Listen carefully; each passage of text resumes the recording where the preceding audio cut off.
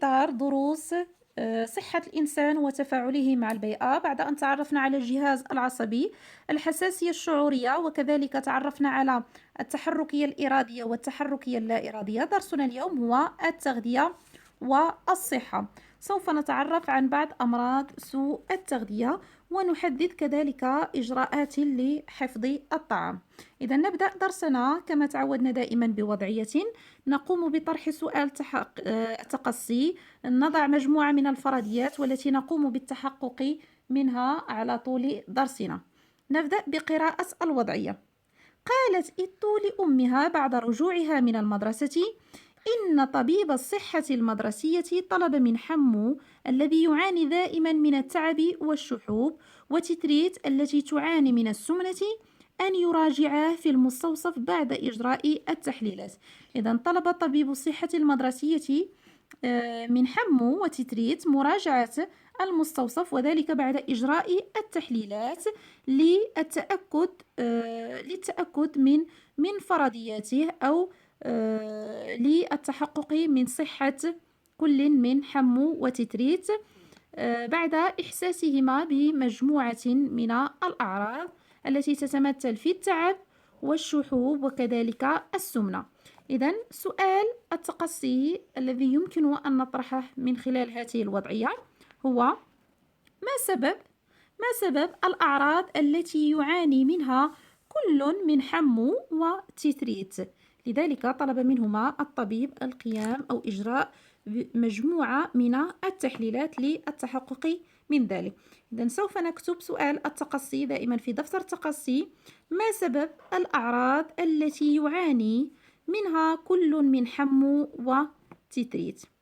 إذن يمكن أن أقول ربما بالنسبة للفرضيات ربما يعانيان من أمراض، وهذه الأمراض في الأغلب تتعلق بسوء التغذية، لأننا نرى هنا السمنة. إذن والسمنة هو مرض متعلق بسوء التغذية أو ما يسمى بمرض سوء التغذية. إذن لنتحقق من هذه الفرضيات نبدأ أولا بقراءة السؤال: أحلل الوثائق ثم أعطي لكل وثيقة اسم المرض الذي تمثله. هل هو الأنيميا، السكري، أو السمنة؟ نبدأ بأول وثيقة: تعتبر من المشاكل الغذائية المنتشرة حاليا. إذن فهو مرض كما نقول مرض العصر، وتنتج عن ترسب متزايد للشحوم في الجسم وخاصة في منطقة البطن، مما يؤدي إلى زيادة في الوزن وانسداد في شرايين القلب والمخ. وانسداد شرايين القلب والمخ هي أمراض مرتبطة بالجهاز الدوراني، أي القلب والشرايين والأوردة، أو بصفة عامة القلب والأوعية الدموية. إذن هذا المرض يسمى مرض السمنة. كما تلاحظون زيادة في الوزن، إذن هذا المرض هو مرض السمنة، وهو مرض مرتبط كما قلنا بسوء التغذية. الوثيقة الثانية: يحدث كثيرا بسبب زيادة الوزن والسمنة المفرطة. إذن هنا الوزن الزائد، السمنة المفرطة. إذن نرى بأن هذا المرض يمكن أن يسبب أمراضا أخرى وهي كذلك مرتبطة بسوء التغذية، وقد يصيب كذلك الأطفال أيضا بسبب العادات الغذائية الخاطئة، لذلك سميناه بمرض سوء التغذية. إذن بسبب عادات غذائية خاطئة تنتج عنه كثرة التبول وعلامات أخرى. إذن تظهر هنا أعراض على مستوى الجهاز البولي للإنسان، ونقصد بالعادات الغذائية الخاطئة هنا مثلا عدم تناول فطور صحي، الاكتفاء فقط بالمواد المعلبة والمصنعة والغنية بالسكريات، عدم تناول أغذية متنوعة، خضروات وفواكه إلى آخره. إذن هذا ما نسميه بالعادات الغذائية الخاطئة. إذن هذا المرض كما تلاحظون في الصورة، هذا جهاز قياس نسبة السكر في الدم، ويسمى هذا المرض بمرض السكري، وهو يصيب الأطفال كذلك. نمر للوثيقة الموالية: ينتج عن انخفاض الهيموغلوبين ونقص عدد الكريات الحمراء في الدم نتيجة عدم كفاية عنصر الحديد والفيتامين B 12 والسي والنحاس، ويترتب عنه شحوب لون الوجه وضعف النمو والتعب وصعوبة التنفس. إذا هنا نرى بأن الأعراض تظهر كذلك في الجهاز التنفس، على مستوى الجهاز التنفسي وعلى مستوى بنية الطفل أو الشخص بصفة عامة. وهذا المرض هو مرض الأنيميا، وهو يظهر بسبب عدم، أكتب الأنيميا، وسببه هو عدم كفاية عنصر الحديد في الدم، وكذلك نقص الفيتامين B12 والفيتامين C. إذا السمنة، السكري والأنيميا هي أمراض مرتبطة بسوء التغذية. نمر للصفحة الموالية. تبين الوثائق التالية تحاليل مخبرية لشخصين أحدهما مريض بالسكري والآخر بالأنيميا. إذا لاحظوا معي الجدول الأول هو يمثل تحاليل طبية لشخص مريض وشخص سليم كما قلنا، ويمثل نسبة السكر في الدم قبل تناول الفطور. إذا فهذه تحاليل مخبرية للدم قبل تناول وجبة الفطور. إذا بالنسبة للشخص المريض فنسبة السكر في الدم قبل تناول الفطور هو 2.96 جراما على اللتر. إذا الجرام اللتر هي وحدات لقياس سواء الكتلة أو السعة. بالنسبة لشخص سليم فتتراوح نسبة السكر في الدم قبل تناول وجبة الفطور بين 0.75 جراما على اللتر إلى 1.1 جرام على اللتر. إذا نلاحظ بأن نسبة، من خلال الجدول، أن نسبة السكر في الدم بالنسبة للشخص المريض تكون أكثر من 1.1. نمر للجدول التالي، كذلك يمثل تحاليل طبية لشخص مريض وشخص سليم. هذه المرة قمنا بحساب عدد الكريات الحمراء والهيموغلوبين بالنسبة كما قلت لشخص مريض وشخص سليم. إذا بالنسبة للشخص المريض فنسبة أو عدد الكريات الحمراء هو 2.80 مليونا على المليمتر مكعب. المليمتر مكعب هي وحدة لقياس الحجم. بالنسبة لشخص سليم تتراوح بين 4 مليون على المليمتر مكعب إلى 6 مليون على مليمتر مكعب. بالنسبة للهيموغلوبين بالنسبة لشخص مريض 10.5 جرام على الديسيلتر، وبالنسبة لشخص سليم تتراوح بين 13 جراما على الديسيلتر إلى 17 جراما على الديسيلتر. إذا بالنسبة لعدد الكريات الحمراء والهيموغلوبين نرى بأنها بالنسبة لشخص سليم تكون مرتفعة أكثر من الشخص المريض. وهذا ما قلنا بالنسبة فيما يتعلق بمرض الأنيميا. قلنا بأن هذا المرض الأنيميا هو مرتبط بعدم كفاية الحديد وكذلك الفيتامين B12 وC. إذن ألاحظ الوثيقتان 4 و5 وأحللهما. هذا ما قلناه. ألف، أذكر اسم المرض بالوثيقة 4 واسم المرض بالوثيقة 5. طبعا بما أننا قمنا بتحاليل أو قياس نسبة السكر في الدم فنحن نتكلم عن مرض السكري. إذن الوثيقة 4 تمثل تحاليل لمرض لاكتشاف مرض السكري. بالنسبة للجدول الثاني قلنا الهيموغلوبين ومن مكونات الدم الكريات الحمراء والكريات البيضاء والهيموغلوبين، ونكتب هنا هذه التحاليل متعلقة بمرض الأنيميا. أبين أسباب كل من مرض السكري والأنيميا والسمنة. إذا كما قلنا في الصفحة السابقة بأن مرض السكري والأنيميا والسمنة كلها أمراض مرتبطة بسوء التغذية.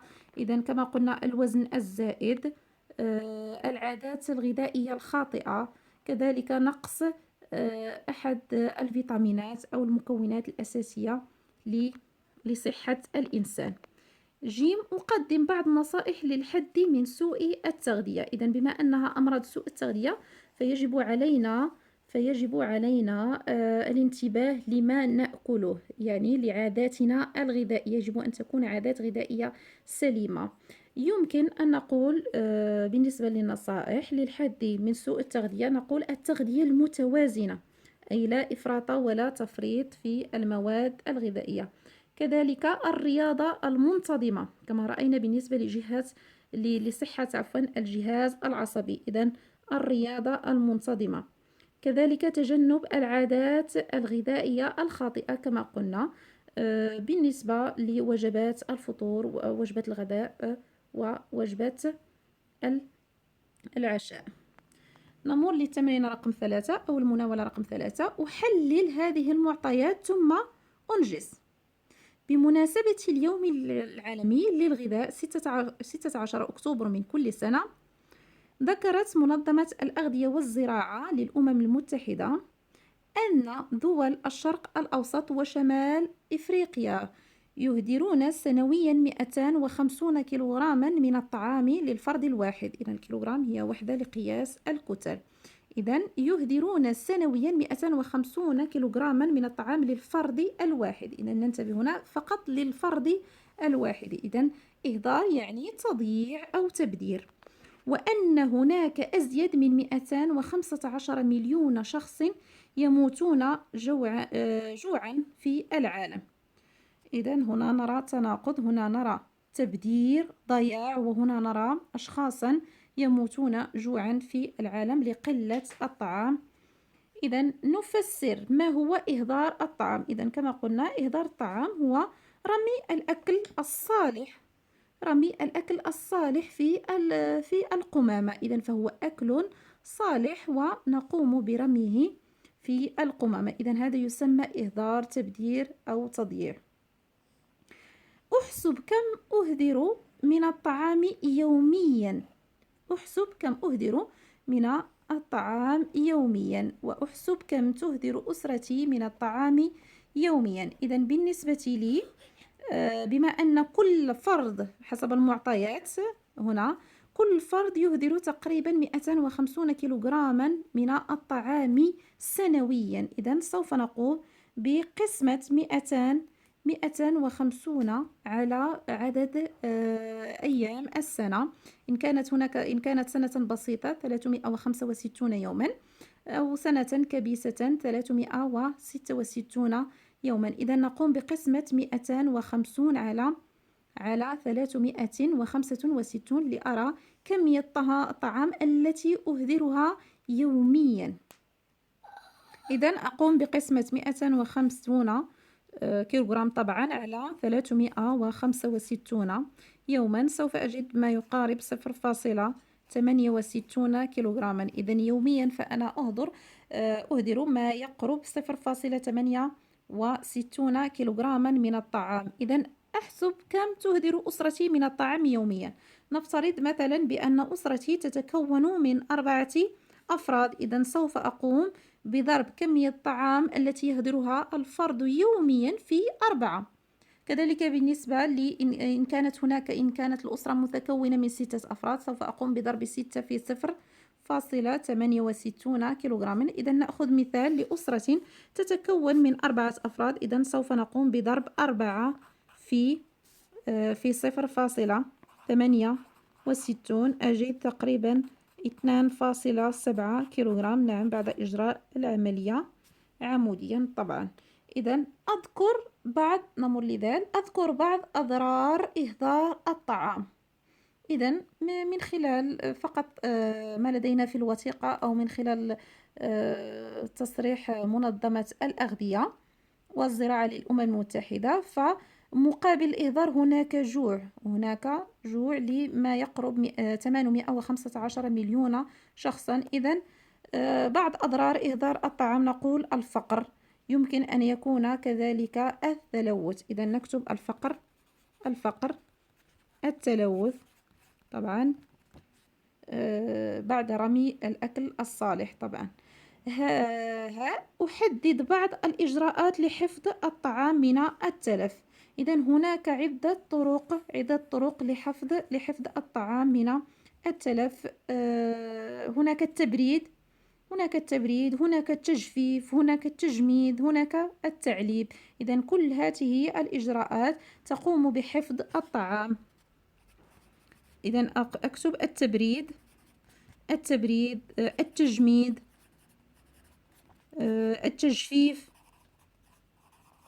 التجفيف وكذلك التعليب